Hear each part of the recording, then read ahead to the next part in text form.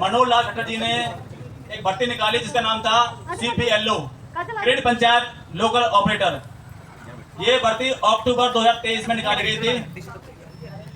इसके लिए कंडीशन ये थी कि भाई जो जिस गांव का बंदा है वो उसी गांव के लिए अप्लाई करेगा और उसकी पोस्टिंग उसी गांव में की जाएगी। ठीक है भाई, जो बच्चे थे हमारे हरियाणा से जो बेचारे बेरोजगार थे, उन्होंने सोचा कि भाई बहुत अच्छी सरकारी नौकरी आई है, तो सभी ने भाई बड़े मन से मतलब कि वो फॉर्म भरा। फॉर्म की फीस थी भाई 1000 रुपए, जैसे कि एक पक्की भर्ती में होती है। उसके बाद में भाई सरकार ने फिर एग्जाम लिया, फ्री एग्जाम, जैसे कि आपका IAS एग्जाम के लिए होता है, इसके लिए आपका A ग्रेड के जो ऑफिसर वो लगते हैं, तो उसमें प्री एग्जाम होता है। पहले प्रीलिम्स जैसे आप बोल सकते हो। पहले जिन लोगों ने फिर वो उसके लिए भाई 10 लाख बच्चों ने अप्लाई किया पूरे हरियाणा से। 10 लाख बच्चों से आप समझ लो कि 1000 रुपए फॉर्म फीस के हिसाब से कितने करोड़ रुपए होंगे, मेरे ख्याल में 100 करोड़ रुपए के आसपास जो है वो सरकार ने इकट्ठे कर लिए। उसके बाद में क्या हुआ कि 10 लाख बच्चों में से 1 लाख बच्चों ने वो प्री एग्जाम क्लियर किया।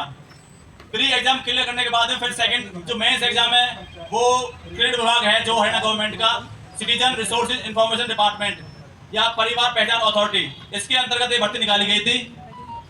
इस भर्ती में फिर क्या किया, फिर सरकार ने जो 1 लाख बच्चे आए उनका फिर एक मेंस एग्जाम और लिया। उन 10 लाख में से 1 लाख बच्चे रह गए। उन 1 लाख बच्चों में से लास्ट में फिर ये 7000 बच्चे, जो पंचायत हैं हमारे हरियाणा के अंदर 800 के करीब पंचायत हैं, तो इतने बच्चे सरकार ने सेलेक्ट किए।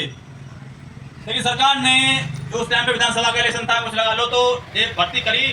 फिर सरकार ने क्या धोखा किया बच्चों के साथ में, विज्ञापन में भर्ती थी भाई CPLO, grade panchayat local operator. सरकार ने क्या किया कि जो आधे बच्चों को तो उसमें बना दिया CPLO, जो भर्ती में विज्ञापन निकला था जी CPLO, या फिर उनको आप अटल सेवा केंद्र ऑपरेटर नाम भी दे दिया गया। लेकिन आधे बच्चों के साथ में बहुत धोखा किया, इनको बना दिया जी LCLO, जो कि भर्ती विज्ञापन में कहीं भी जिसका कोई जिक्र नहीं था। LCLO का मतलब होता है सरकार के हिसाब से लोकल कमेटी लोकल ऑपरेटर। सरकार ने क्या किया, पहले तो एडवर्टीजमेंट में जो विज्ञापन था कहीं ना तो सैलरी का जिक्र किया, ना ही ड्यूटी क्या होगी, कहाँ पे होगी, बस ये था कि हाँ भाई CPLO ड्यूटी होगी तो जिक्र किया, लेकिन सैलरी का कोई जिक्र नहीं किया। लेकिन जब ऑफर लेटर जारी किया उस टाइम पे भाई CPLO जिनको बनाया गया, जो पोस्ट में विज्ञापन था, उनके लिए 6000 रुपए हर महीने एक मेहनताना फिक्स कर दिया। भाई उनको 6000 रुपए जो है हर महीने मिलेंगे। लेकिन जो 4000 बच्चे जिनको बनाया गया LCLO, उनके लिए लिख दिया ऑफर लेटर में कि भाई आपको जो है टास्क बेस्ड और कमीशन बेस्ड रख दिया गया है। आपको केवल कमीशन मिलेगा, काम आपको मिलेगा, काम आपके पास आएगा तो आपको कमीशन मिलेगा, काम नहीं आएगा तो कोई कमीशन नहीं, कोई सैलरी नहीं। पहले तो ये धोखा हो गया कि भाई भर्ती थी CPLO की, बना दिया इनको LCLO। ठीक है जी, ये पहले एक गैर समझदारी तरीके से मतलब कि सरकार ने काम किया।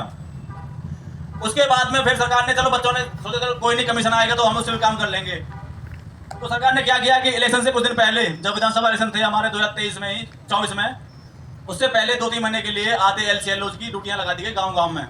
जिन गाँव में कोई CPLO नहीं था उनमें LCLO ड्यूटी लगा दी गई। लेकिन उसके बाद में जैसे इलेक्शन हो लिया पूरा, विधानसभा में भाजपा की सरकार बन गई, सैनी जी मुख्यमंत्री बन गए, उसके बाद में और आज तक सितंबर हो गया, 19 सितंबर 2025 हो गया, इन LCLO को ना ही तो कहीं सीटिंग दी गई है, ना ही इनको 1 पैसा भी सैलरी दी गई है, ना ही कोई कमीशन दिया गया है। तो भाई मैं सरकार से ये पूछना चाहता हूँ कि ऐसी कौन सी भर्ती है जिसमें आप 2-2 एग्जाम दो और भाई उसमें आप हाईली क्वालिफाइड बच्चों से आप एग्जाम लो और उनको फिर आप 15 महीने 16 महीने घर बैठा दो बिना कोई सैलरी दिए।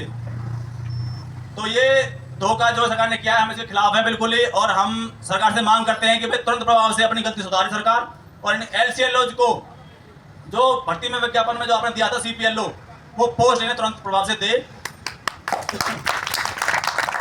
और आपने इसमें जो मिनिमम योग्यता मांगी थी वो मांगी थी 12th मतलब 12वीं, तो 12वीं योग्यता के हिसाब से हरियाणा के अंदर बनती है C ग्रेड की सैलरी, जो मेरे ख्याल में 23,400 कितनी है या 27,000 है, पता नहीं मुझे, 25,400 है, 27,400। तो 27,400 जो सैलरी बनती है C ग्रेड के हिसाब से, वो सैलरी इन कर्मचारियों को दिए जाए।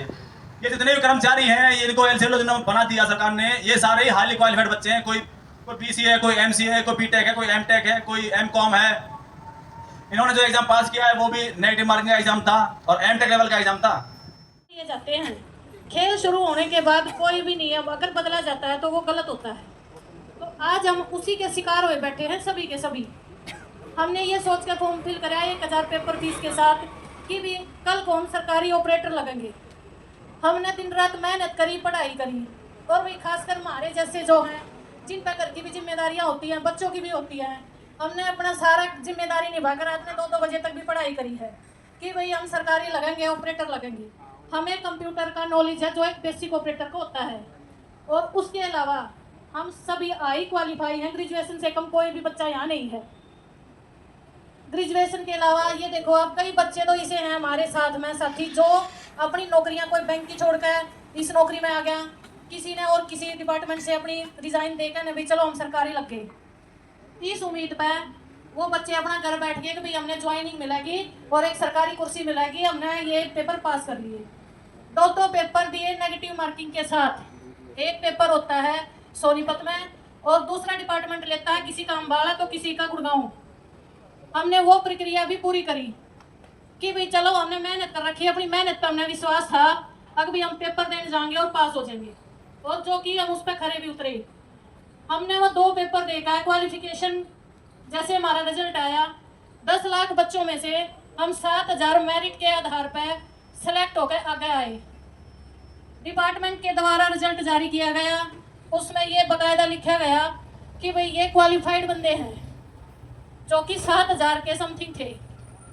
तो भाई जिसने अपना रिजल्ट देखा मेरे हिसाब से उस दिन रात ने नींद नहीं आई खुशी के मारे कि भाई हम तो सरकारी ला के। और भाई वो उस टाइम तक की एक सच्ची बात थी कि भाई हाँ हमने सरकारी पेपर दिया। नेगेटिव मार्किंग का पेपर लगभग सरकारी भर्तियों में ही होता है। अब हमें नहीं पता था कि डिपार्टमेंट हमें ऐसे छड़ेगा और उसके छड़ावे का शिकार हम हो जाएंगे। उसके बाद भाई हमने हमारे पास कॉल आए, मैसेज आए कि आपकी ज्वाइनिंग के लिए आपको एडीसी ऑफिस में आना है। उसमें से समथिंग आधे बच्चों की तो उन्होंने ज्वाइनिंग कराई और आधे बच्चों की तो आज तक 16 महीने से ज्वाइनिंग भी नहीं हुई है। इसमें डाउट है जी थोड़ा, हमारे ब्लॉक की तो एडीसी ऑफिस में ज्वाइनिंग तो नहीं हुई। वही बता रही हूँ ना मैं।